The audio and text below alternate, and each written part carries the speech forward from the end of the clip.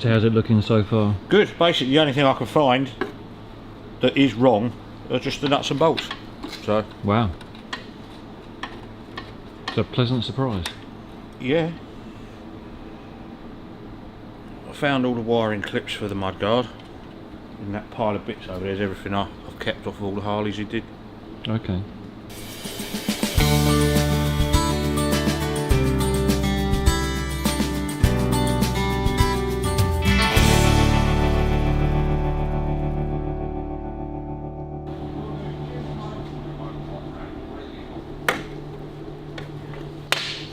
Is there an order of play? Yeah, the two sides I've taken off, then I can take the mudguard out, then I can get the toolbox out, the battery box out. Then you can get in to get the coil off. Yeah, you have to put it all together in the right order. Otherwise you, like, once that's in there, it's virtually impossible to get to the U-bolt clamps under here that hold the coil on. Yeah. Stuff like that, you know. Some nice original wiring there, look. All those earthing straps. You know, I said to you it might have had a radio kit on it. Yeah, you did say that, yeah. So, possibly did. But you don't take it to pieces, then assess. You assess as you take it to pieces. Yeah, because otherwise you just have a great big pile of nuts and bolts and you wonder where they came from. That's true. The original paint under there. Yeah. It's the proper olive drab. That's the bolt I took out and it's wrong. So I need to, that's why we bought the parts book. All Harley bolts are listed. Right, so that's the battery box, it's that one there. So I need, they're different you see, for left and right. One will have a bigger head than the other. So, battery box, I need 064 times 1, 0259 times 2. That's the gearbox adjusting bolt. That's your handbrake, been parkerised, and a load of them, which is good. So I just got to go through all of these, work out what's original. See, that one is 1035 CP. So then I can cross-reference all the bolts I've written down and see what's what I've got, what I haven't got. See, that's a proper Harley Davidson nut. That's an original 1035 CP. So it's got that raised edge there. So it's sort of like a flat washer. That's proper. So I can cross-reference all of those. I mean, it'll only save us a couple of quid here and there, but I know that these are all originals, so just sit there for an hour and go through it all, you know. So is there lots of, are there all the bolts on the bike different, or is it? Oh, yeah. God. That's why they're all those different part numbers will be a different nut, bolt and washer. Is there any areas on the bike that are replicated? I suppose on the wheels they're replicated a bit. And like those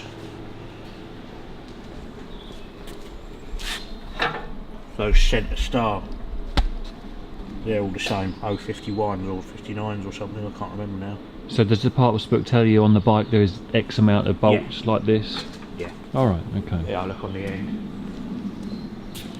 So you've got 1940 WLA, 1941 WLA, or 42 onwards WLA. Because anything after 1942, be it 1943, 44 or 45, is called a 42 WLA. Oh, okay. Yeah? And they're built the same? No. No, they're just, the frames were different on the 40, the 41 and the 42. Okay. So anything after a 42 is called a 42 WLA. Okay.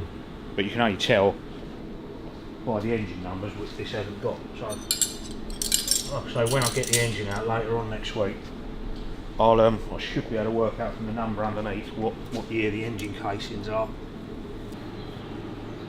So this is why it takes a long time to do it.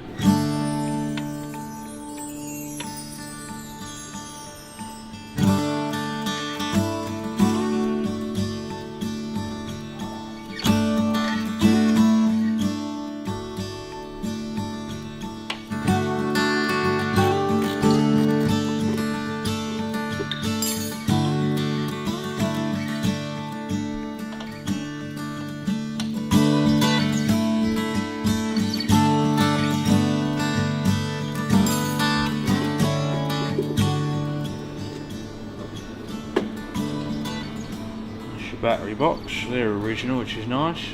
How do you know it's original? What gives it away? This, Hmm. just the way it's made really, the cutouts there. Still got the reinforcing bits inside it. And also that it's been repaired at the bottom, because the bottom's rotted out of it because all the water sits with the acid in the bottom. It's not unusual for those to be filed, they never seem to fit properly. T-bolts are right. Cool. What would give away a reproduction? Is just that it's like... It's just weight, feel, you know. Some bits are thinner than others, but that's right. So strange, isn't it? I haven't found one genuine Harley nut at all on anything yet.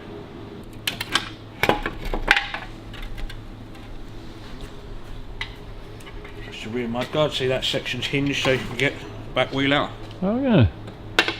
That all needs repairing. It's quite bad, but having done a few of them and seen the repro ones, I'm pretty sure that's genuine. Yeah, so far we've got to get a couple of back lamps, chain guard, and the rest of it's just nut and bolts, like I said. I noticed that's wrong, that should be a pin, that's what that spring clip's for, to hold the pin in. Shouldn't be a nut and bolt.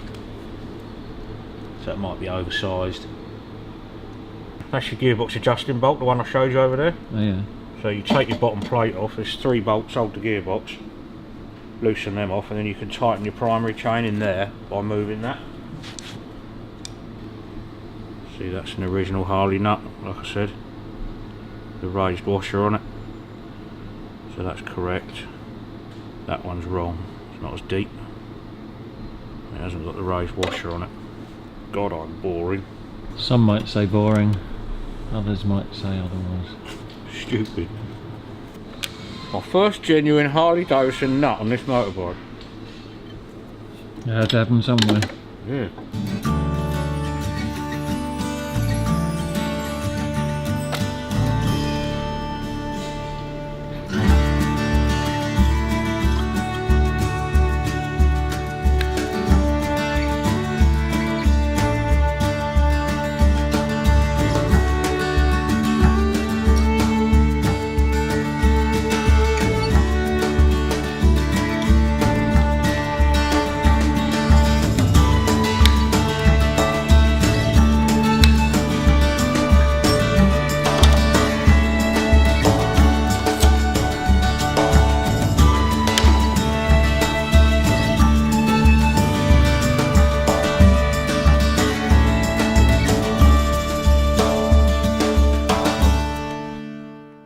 So it's no secret, Ash, that you're not overtly keen on working on Harleys. No, not particularly. Is there what's the reason? Is it the build? Is it the quality, or? I've just done too many of them, I think. So is it just the volume of doing it again and again and again? Yeah, I suppose so. Yeah. It's not necessarily the bike itself, then. Nah.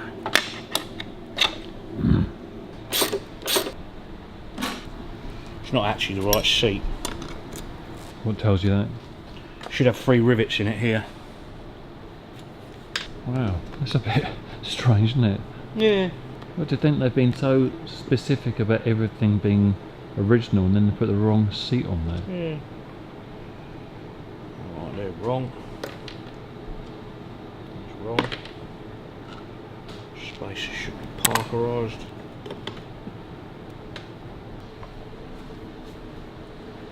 Seat 2 looks right. Don't think these are right, but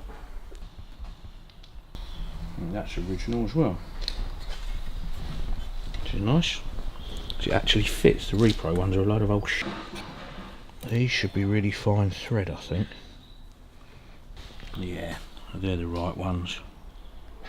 Cool. That should have washers under there to stop that bending like that.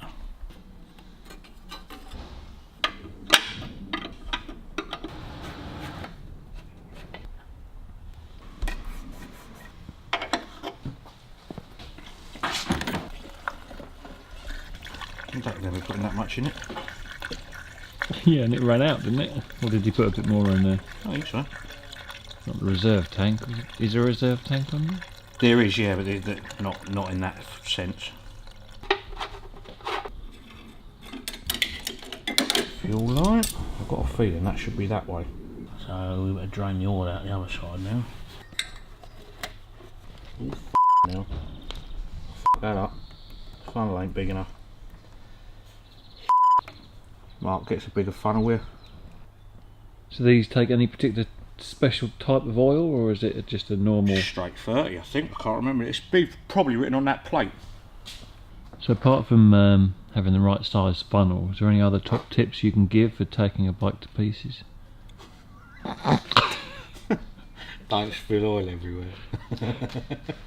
Putting all that back end in on these, you've got to get it in the right order. And also, something on the front mudguards is a pain in the bum. I can't remember what it is. Is that specific to a WLA though? Yeah. Well, thanks for that, Ash. That's really helpful.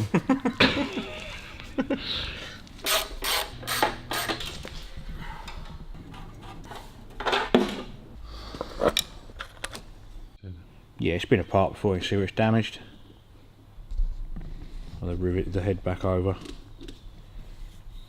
You were talking about the speed going up to 120 doesn't seem right. I haven't checked. Yeah, I don't know. I haven't checked. You wouldn't want to go 120 mile an hour on one of them things, I'll tell you. Is that done in miles per hour, is it? Should be, yeah. It might be in clicks, I don't know.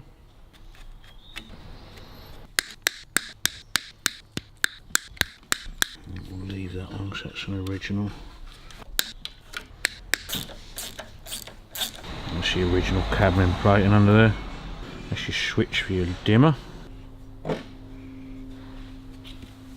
What's your next process?